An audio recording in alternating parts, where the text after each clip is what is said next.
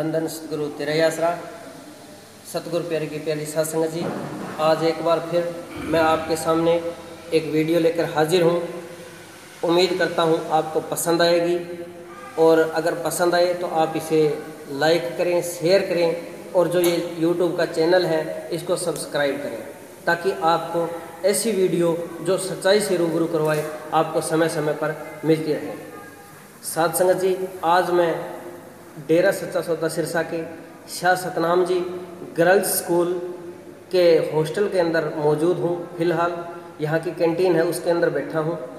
मैं यहाँ पे मीडिया द्वारा जो झूठ फैलाया जा रहा है समाज में, तथा कथित मन घड़त बुद्धिजीवी जो खुद को नंबर 1 मानते हैं और एक सूत्र का हवाला देकर ना जाने किसी के बारे में क्या कुछ बोल जाते हैं, तो मैं उन लोगों द्वारा उठाए गए उन तमाम सवालों के जवाब जानने की कोशिश करूंगा।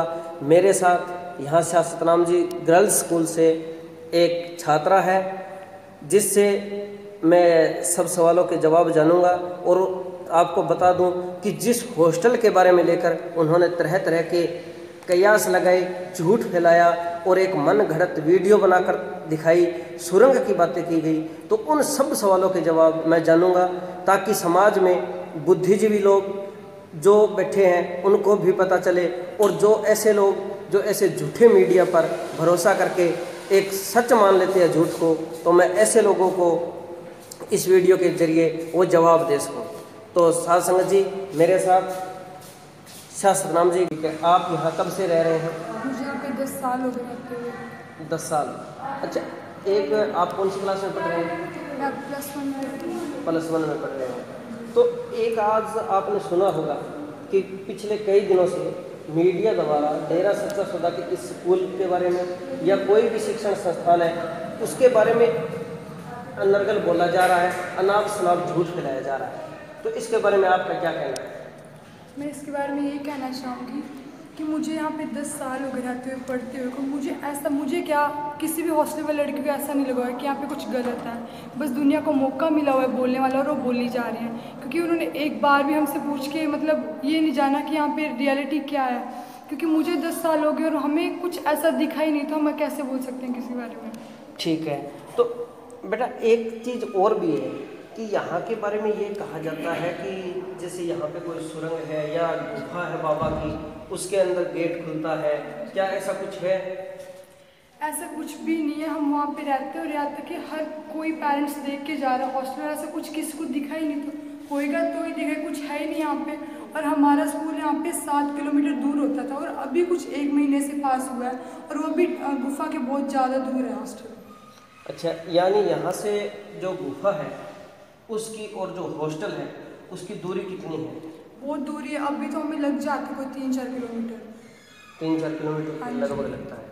ठीक है, तो दूसरा जो ये समाज में मीडिया के अंदर जो चल रहा है, आप लोग जब घर जाते हो देखते हो, या यहाँ पे आपके टीवी की व्यवस्था है?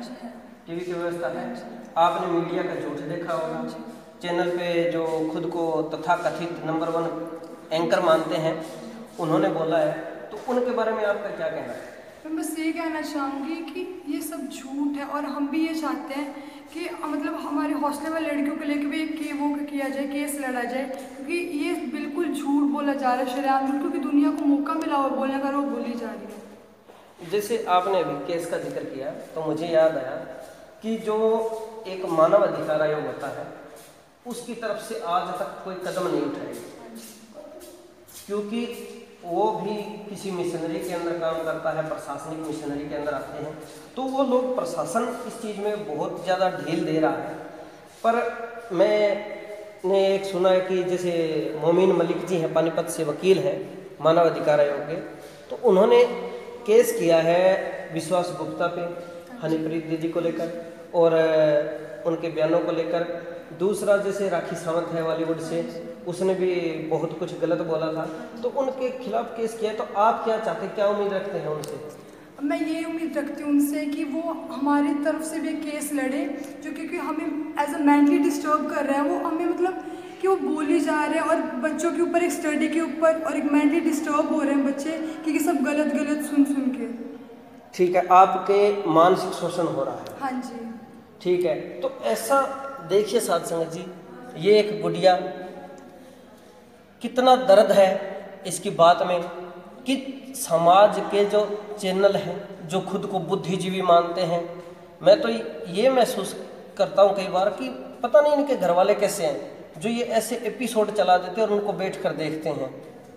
उनके घर वालों को भी तो शर्म आनी चाहिए कि वो उनको नहीं रोक टोक सकते। एक आम आदमी करता है उसको समाज में रोकते, फिर वो खुद को बुद्धिजीवी कहलाते हैं।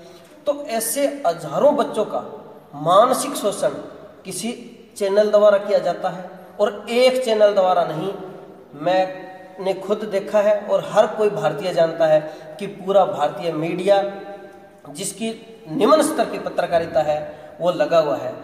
तो बेटा, आप जो ये मीडिया वाले बोलते हैं इनके ऊपर तो जैसे हम कोई कार्रवाई नहीं कर सकते क्योंकि एक लोकतंत्र का चौथा स्तंभ कहलाता है, पर ये चौथे स्तंभ की आड़ में ऐसा बहुत कुछ बोला है।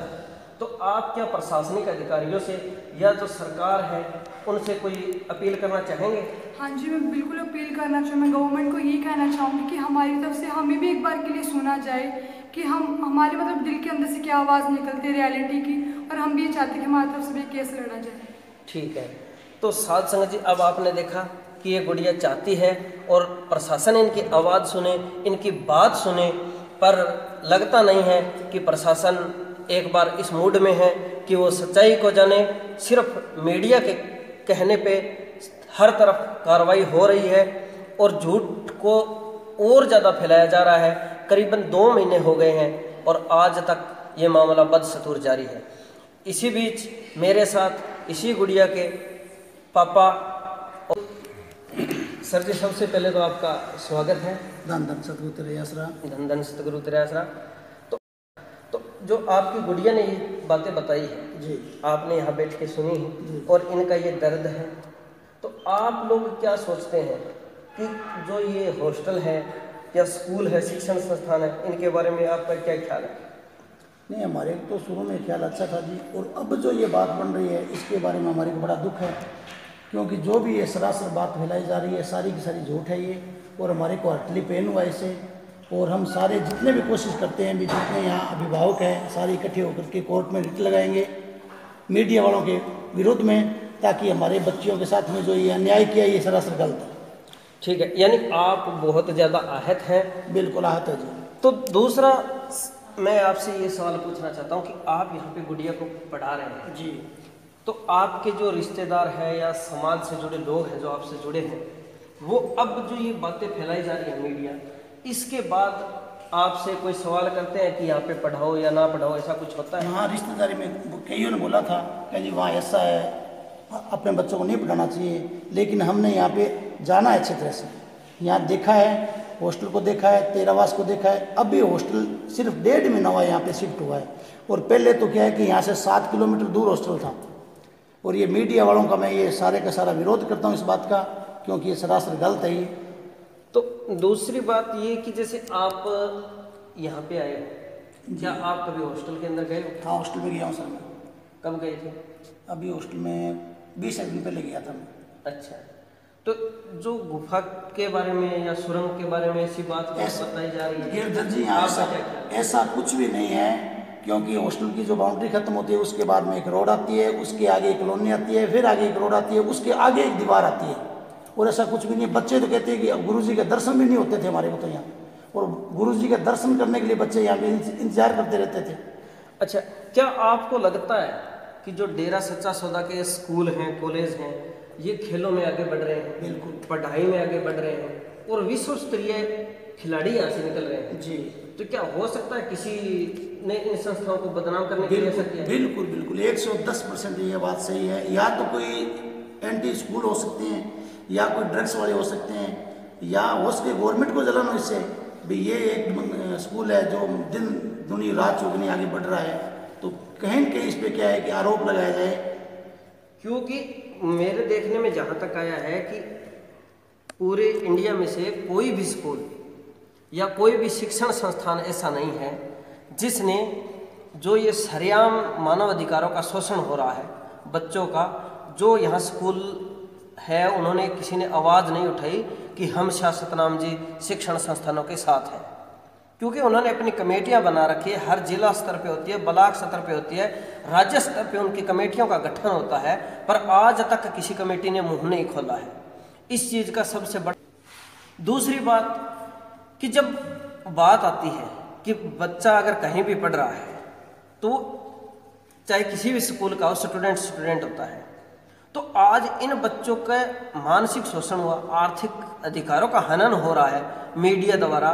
तो मैं एक रिक्वेस्ट करता हूं कि जितने भी स्कूल संघ हैं, हरियाणा स्टेट के हैं चाहे वो पंजाब के हैं, क्योंकि यहाँ पे बच्चे एक स्टेट के नहीं हैं, पंजाब से, हरियाणा से, राजस्थान से, ऑल ओवर इंडिया से बच्चे हैं।